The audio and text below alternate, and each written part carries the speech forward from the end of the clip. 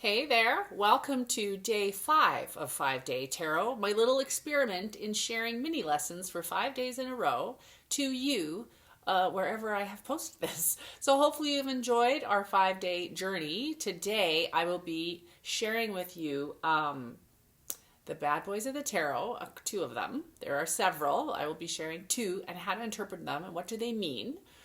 And also I'm going to chat a little bit about the aces, which I haven't covered yet. And the last thing I'm going to do is a little bonus reading for anyone watching the video. So before I do that, at the end, start thinking about a situation in your life that you would like to get insight, clarity, and guidance on. And that's what this reading will be for you. And we'll use all of the tools and all the tips and everything that I've shared over the last 5 days. And I will illustrate how I'm using them in this little reading that we'll do at the end. Okay, are you ready? So day 1, we talked about say what you see, tell a little story, right? Tarot tip, talk out loud. And then day 2, we talked about the suits and how they convey like a feeling for your reading and how each one has its own very specific tone or energetic feeling. Tarot tip of that day was to kind of tap into what suit mood you are in once you understand what each suit represents in terms of mood. I'm in a very wandsy mood. I'm in a very cupsy mood. I'm in a very happy place today. I'm in a great place today.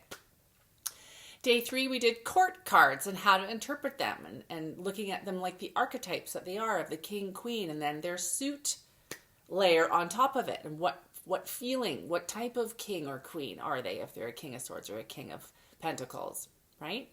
Day 4, yesterday, we talked about card interactions, how the cards like talk to each other, which is a really key part of doing a successful and powerful tarot reading is seeing how the cards like interact with one another and combine to create a full story. Okay?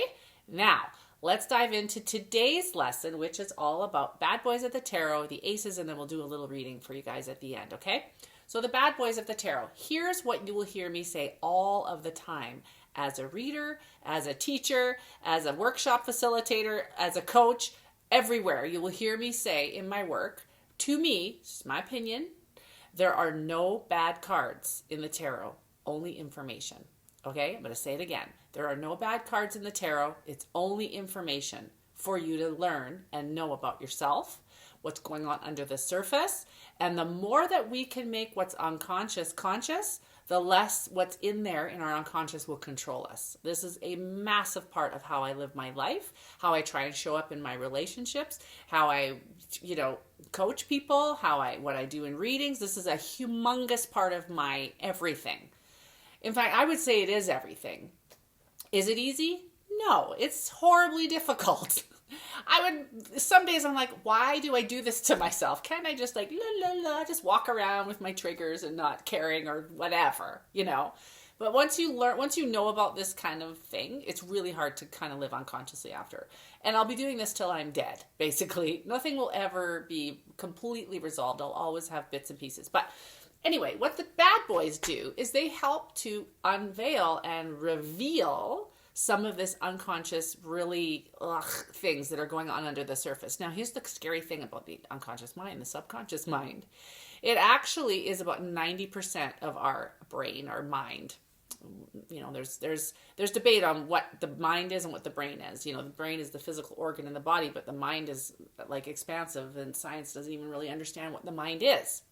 Subconscious mind is apparently it's about 90% of what's going on. Only 10% is like consciously doing stuff, and then within that 10% there's stuff that runs our body and things, right? So when we think about the bad boys, they help to kind of bring up some stuff in a situation that might be unconscious. That's actually driving our decision making without ever our having awareness of it. So once you learn what's really driving it, it's so much easier to see things with insight, clarity, and guidance, which is what I try and do in my work. Okay?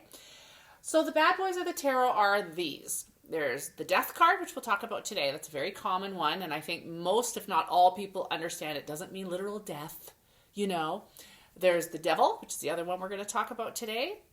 There's the tower, which we will not have time to talk about, but I do cover it very in depth in my course. 3 of Swords, that's another one. And 3 of Swords, death, tower, devil. I think even the 10 of Swords is one, because that one looks kind of scary. And that's about it, I think. So let's talk about the death card. The death card is a very common one that people they kind of joke about, and they'll be in a reading, please don't let me get the death card. Please don't let me get the death card. So the death card is really at its core is about transformational change. Because when we're going through a big change, I want to chat just a little bit about major arcanas, which I haven't even covered in this 5-day little journey we've been on here, but I do cover it in depth in my course. Major arcanas are the 22 major arcanas, go from 0 to 21. And the death is one of them. And whenever we see a major arcana, whether it's a bad boy or not, we know that we're right in the middle of a major turning point or a transition time or a life lesson or a reoccurring theme, or sometimes a combination of those, sometimes all of them. So the death card is one of those cards. This means this is not just a little tiny change. This isn't just, getting a new job. This is changing careers to the point where you have to let go of a previous career that maybe you deeply, deeply self-identified with. And you're kind of having an identity crisis. I have a lot of teachers in my life. And when they retire, or if they're forced into retirement, or one of my teacher friends, she's an old friend of mine, has a chronic illness and had to actually leave being a teacher. And it was devastating because a teacher is who she is. She doesn't just do it for a job. That's who she is at her core. So she went through years of this sort of death transformation where we have to allow things, self-limiting beliefs, something we deeply identify with that is no longer gone. You have to figure out, well, who am I really? That's when you have to ask those questions. Or maybe a relationship you had to end, or you've been left in a relationship, or you're an empty nester all of a sudden, your kids are all gone, and you've been a mom for a really long time, and you don't understand your role as a mother anymore because they're all raising their own children. So these are the kind of big life things we're talking about when we see the death card. Death card is all about transformational change, and it's a good thing. Does not feel good when it's happening. Kind of like the Tower card. Does not feel good. Hard work. But imagine whenever I see the death card, I think of a butterfly, a caterpillar, wraps itself in its chrysalis when it feels like it's ready for this big change into a butterfly. When it's in its chrysalis, I learned this from Martha Beck, who's an amazing life coach. It's fascinating. If at some point during the development, when it's in its chrysalis, when it's developing into a butterfly, it doesn't just sprout wings onto a caterpillar body, apparently. It actually breaks down and it liquefies into goop. So if you cut open a chrysalis, which is how they discovered this, at a certain stage of a development of a butterfly, you will find just liquid in there. And then that liquid reassembles into a butterfly with all the details and all the microscopic feathers, etc. Now, can you imagine this poor caterpillar who's like, what the fuck is happening? It's a very painful process. But at the end of the day, that's what it's meant to be, is a butterfly, right? Just think about death that way. The other card I want to chat about today is the devil. So the devil is, again, one of those, you see it. This is one of the most triggering cards in the whole deck for many religious people or spiritual people. I had a really hard time with this card. But to me, what the devil is the lower vibrational feelings, the lower vibrational situations. So those are things like jealousy, envy, addictions, hedonism, impulsivity. That's very, you know what I'm talking about here, right? So when you see the devil in a spread, this is a bad boy of the tarot that's illustrating something that's very off balance and is feeling lower vibration that you need to be aware of, that maybe is making you reactive. Oftentimes when we're feeling reactive and defensive and we're zero to rage, we've got that devil energy somewhere in this situation. So you can see how the bad boys are very useful in our personal spiritual development. So I love them. Ending on a high note, aces. So there's 4 aces, an ace for each of the suits. Ace of Cups, Ace of Pentacles, Ace of Swords, and Ace of Wands. Each one, when you see them, means a brand new beginning. Why? Because the ace is just like in regular playing cards. It's the first card of that suit. So ace, 2, 3, 4, 5, 6, all the way to 10. So you're at the brand new beginning of whatever the suit element is. Remember we talked about the suits on day 2. This particular one, Ace of Cups. Cups is about relationships, matters of the heart, intuition, empathy, compassion, all of those intuition, right? All of those watery feelings. So it's a brand new beginning in a relationship, or the way you're relating to something or a situation. It's a really great, any of the aces are a fantastic card to get in a spread.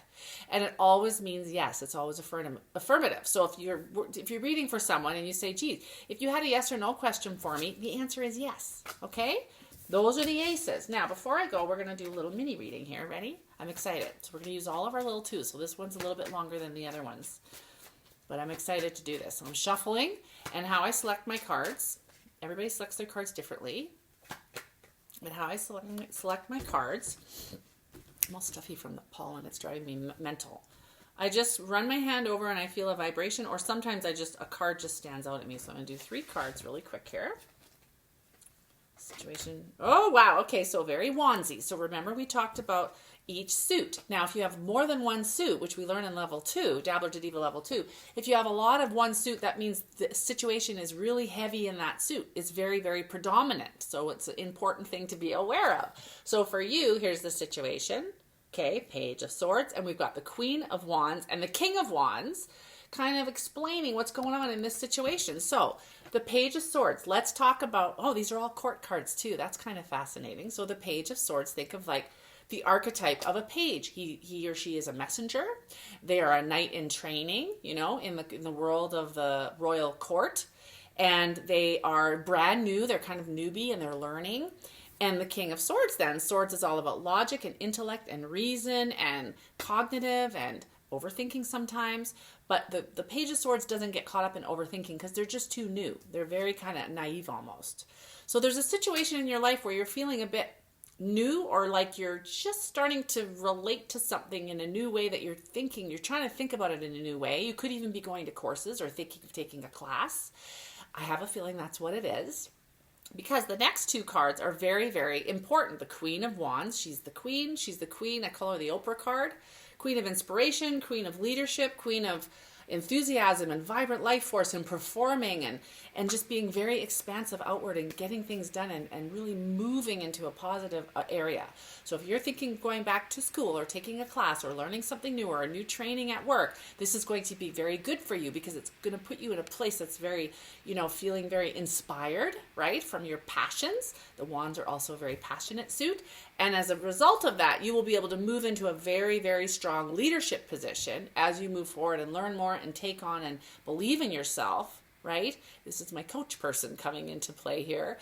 You know, taking those unconscious beliefs, those self-limiting beliefs, and just quietening them off into the background and going and doing the thing. Take that Toastmasters class, you know, take that dance class.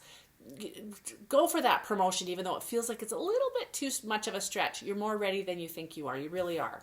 I hope you enjoyed your reading. I hope you enjoyed the 5 days of tarot with me, Lisa James, your tarot reader. I would love to have you in my world. You can join my newsletter list at lisajames.com. Put in your email and your name. You will be on my list, and you will get every Friday 2 readings to choose from, video readings just like this for free, as well as you will get everything that's, you know, going on in my world, and exclusive offerings and tips and, you know, just inspirational emails. They're very, very simple. You can unsubscribe anytime. If you want to just join Dabbler, combo price is still available, so would love to have you in class. Deadline is tonight at midnight. It's Monday, June 13th, so would love to have you in class. All right, have a wonderful rest of your day. We'll see you next time. Bye-bye.